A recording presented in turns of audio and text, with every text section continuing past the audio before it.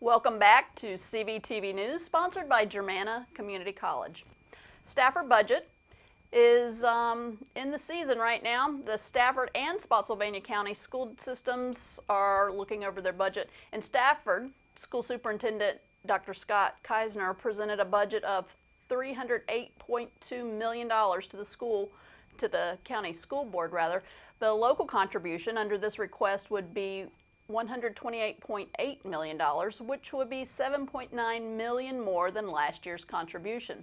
Spotsylvania Superintendent Scott Baker presented a budget to the Spotsylvania County School Board asking for $302.1 million. The superintendent's budget requests $140.8 million more dollars in local funding, which would represent $12.3 million more than last year's contribution. The next step in both counties is for the school board to agree on a budget before it's sent to the respective county boards. Just how large the state contribution will be is still being debated in the General Assembly and could impact the anticipated state funding for both school systems. So I have to ask you, David, last week, did you hear any strange noises in your home?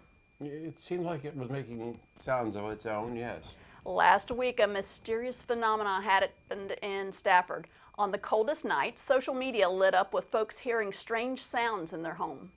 Reports range from sounds of thumps, like a bird hitting a wall or a window, noises of objects that sounded like things falling on their decks with no obvious evidence, to picture-jarring, house-rattling booms.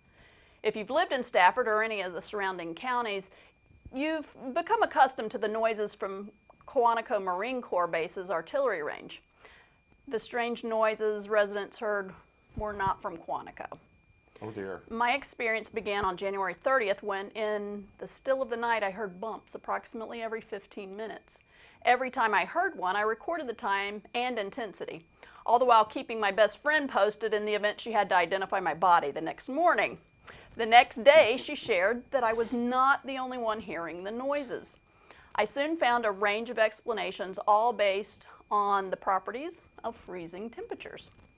We know So these weren't ghosts. They were not ghosts. Oh, darn. We know heat causes objects like wood to expand and cold causes contractions.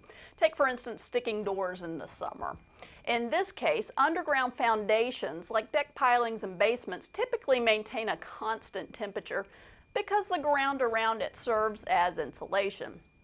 While the footers maintain somewhat of a constant, albeit cold temperature, construction above the ground felt a swift, hard freeze with drops of at least 20 degrees in a short amount of time. Occupants heard the above-ground wood contracting in the cold while the foundation temperatures remain constant. Now, this sound is typically undetectable in the ambient daytime noise hours. Particularly in Quantico's Right. in the middle of an exercise. This accounts, like I said, for the residents that heard mild knocks, thumps, bumps, or creaks. But what about the moderate to loud noises? I found a little-known weather phenomenon called cryoseism. Cryo meaning frozen, seism as in seismic activity. While objects contract when they approach freezing, water molecules behave differently. Water contracts as temperatures decline and approaches 39.2 degrees Fahrenheit, then expands slightly until its freezing point is reached. After freezing at 32 degrees, water expands by 9%. The lay scientist elementary explanation is that as hydrogen molecules drop in temperature, they arrange themselves to be in a more stable, less energy-consuming configuration. This is also what makes ice less dense. You know how your ice cubes float in your drink?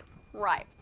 They float instead of sink. Using that information, picture, if you will, underground water from rain or snow melt, freezing quickly within a 24 to 48 hour period. The rapidly expanding water can split rocks or surface soil, causing what some call cold booms or frost quakes. Cryoseismic activity is not always widespread.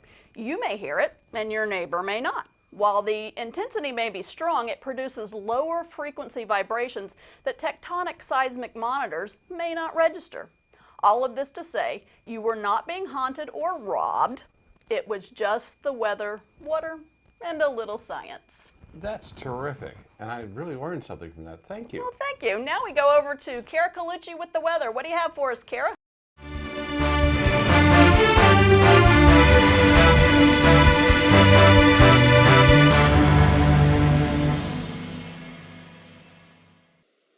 Thanks. Hi, I'm Kara Colucci with your CVTV Weekend Weather Report.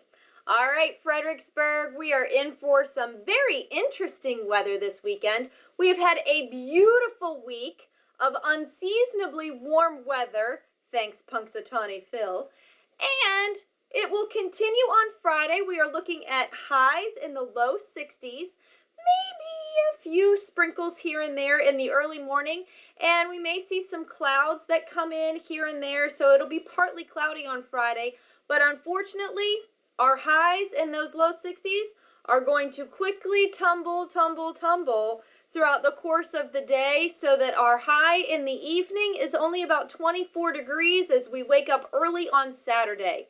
Temperature's not going to climb too high on Saturday. We are looking at highs in the low 40s, potentially the upper 30s on Saturday, but not a raindrop in sight. So it should be a relatively clear day, maybe a few clouds here and there, but otherwise much chillier than it has been. Kind of a little more February type weather. On Sunday, we are looking at, again, highs in the mid 40s, but not a raindrop in sight. So it should be a wonderful weekend. Enjoy the lovely weather and the lack of precipitation, because Monday and Tuesday, I think it's coming back. Have a great week. I'm Kara Colucci with your CVTV Weekend Weather.